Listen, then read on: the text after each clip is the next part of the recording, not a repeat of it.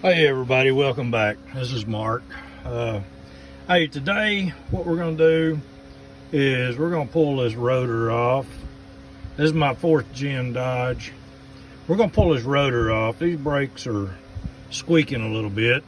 I replaced the calipers and brake shoes several months back, but I did not turn the rotors. I was trying to cut a corner and now they're squealing, so I'm gonna pull this brake assembly off and pull that rotor off, and I'm gonna carry it to my local auto parts and get it turned. So anyway, as you can see, the first step was getting the tire off. Next step's gonna be to get this flange off, and then we'll take the brake assembly off, which is pretty simple. It's just two 15/16 bolts, one on the top and one on the bottom, and then the whole assembly will come out. And anyway, so we're gonna go ahead and I got the Milwaukee Fuel 18 volt. This sucker is just right for these little jobs like this, so I would definitely recommend it. If you don't have one, get you one. Me personally, I found mine on Amazon, and that's just a matter of convenience for me, but I'm pretty sure I've been told they sell them at Home Depot and other places, so if you're in a quicker need of one, that might be the route to go for you. But anyway, let's go ahead and start breaking this thing down. So as you can see, we got these little holes. Takes a little short 7/8 inch socket.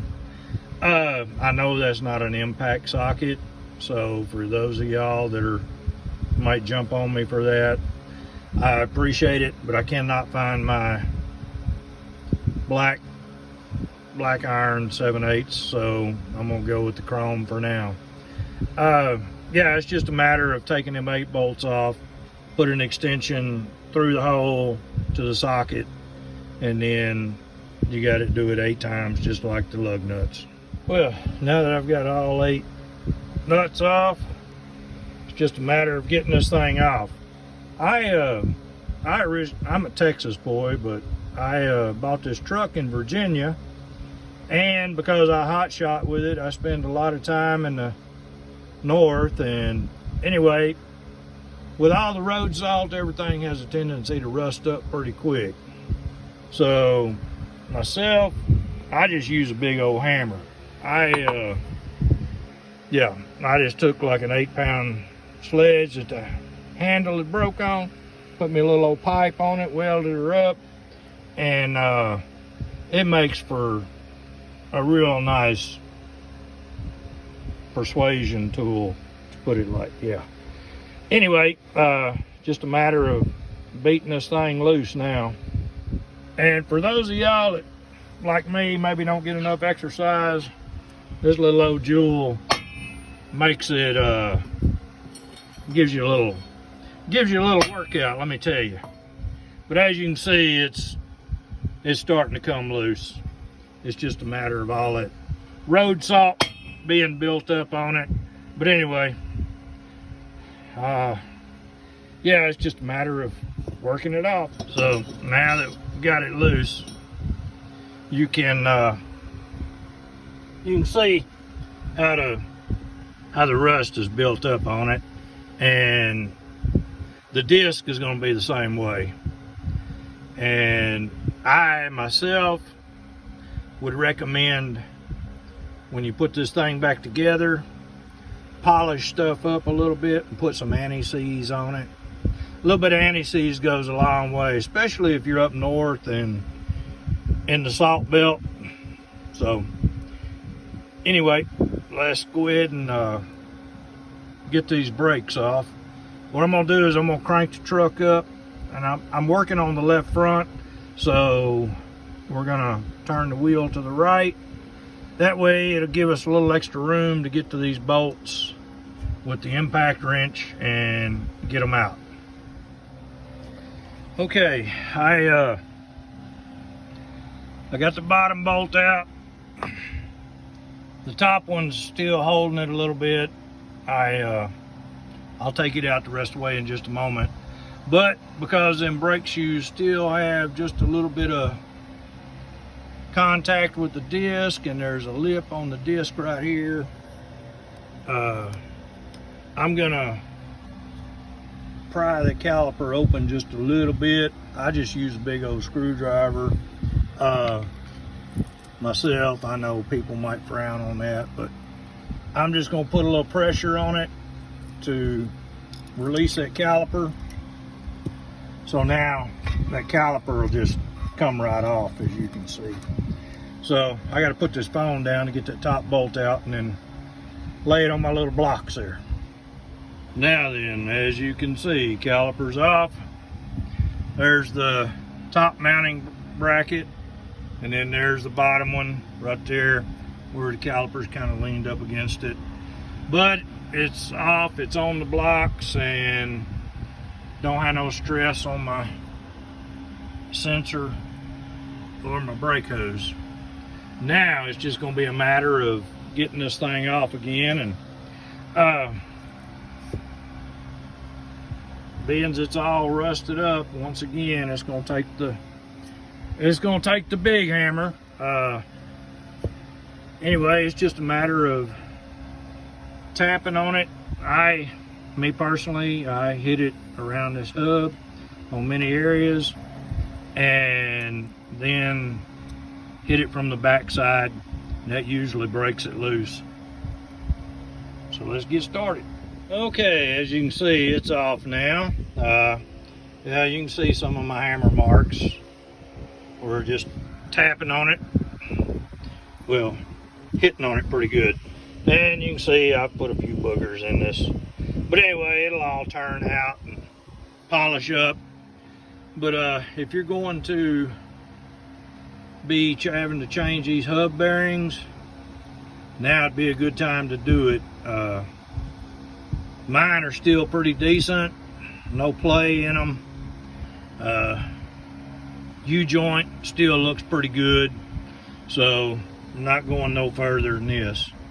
Just gonna go get this disc polished up and put back on. And anyway, as far as if you need to replace your hub, the trick to this is, with the wheel and everything still assembled, the tire still on it, wheels facing straight, put you a good socket, cheater bar, and a breaker bar, and then, like for this side, I'd put the truck in reverse and back up just a hair and let the weight of the truck break this nut loose, because it's supposed to be torqued to like 265 foot-pounds of pressure, so it takes quite a bit to get it done. And anyway, and then you got just 4 bolts, 2 on each side. And what I found is, just like I did with the brakes, turn the steering wheel so that you can get an impact wrench in there and get them out. But just like this disc, this stuff is going to be seized up. Dodge did not put no anti-seize anywhere. So this is one of them projects that's really going to take you and a buddy. Once you get them 4 bolts out and get that axle nut off, straighten that wheel out, and be sure you've got it on some good jack stands. Right now I'm just sitting on a bottle jack, and I know that's not OSHA approved or OSHA regulated, but I'm not getting under the truck either. So now if I had to get under the truck for something, yeah, I'd go ahead and put a jack stand under that suspension arm there or whatever. But anyway, back to this. these hubs are really difficult to get out the first time. It's going to take you and a buddy and a couple of big hammers. Like I said, I used my big one there, and y'all just going to have to beat on each side together to get it out of that hole.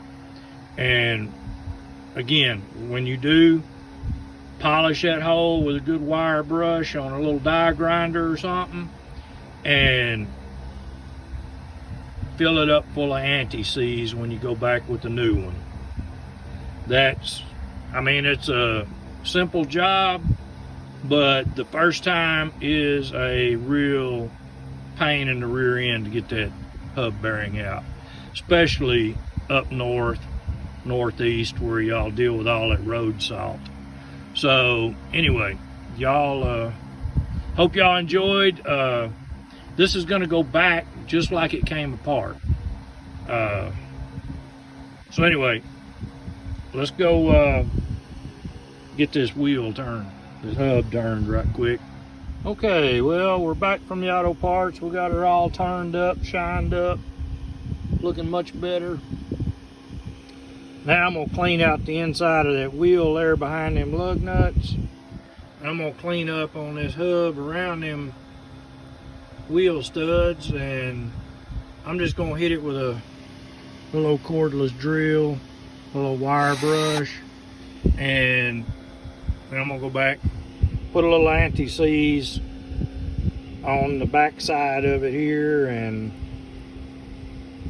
maybe a little bit around them wheel studs, and put her back on. So let's get started. All right, now that I've got it pretty well cleaned up, got anti-seize inside the disc there, I'm gonna go ahead and slide it up on there, and then we're gonna take the back side of that hub and polish it up and get it put back on. Well, there it is, all polished up and anti-seize in there. And we're gonna go ahead and slap that bad boy back on, and then we'll put that brake caliper back on. As you can see, them pads are still plenty thick, plenty good. So I'm not gonna mess with replacing them. Just put it right back together. All right, now that we got it back on and the nuts on, it's just a matter of putting the impact wrench on it and tightening them back down. You definitely want to snug them up in a crisscross pattern so that you don't get it crooked and mess around and bend or break something. So as you tighten them up, just go in a crisscross pattern. All right, everything's on there and tightened up. So now it's just a matter of getting this brake caliper back up here and getting them 2 bolts started, and then we'll see about tightening it up. All right, everything's back on and bolted up, tightened up, torqued up. Just remember, when you do this, if that's all you did, whenever you go to get ready to back your truck up, hit them brakes a couple of times, because that disc is a little bit thinner now, and we spread them brake shoes out a little bit. So if you back up or start to move your truck without pumping them brakes a couple of times, you won't have no brakes until they get pumped back up. So just be mindful of that, and good luck to you. I'd appreciate it if you would like and subscribe to my channel. I'd appreciate it if you'd give a like on this video also.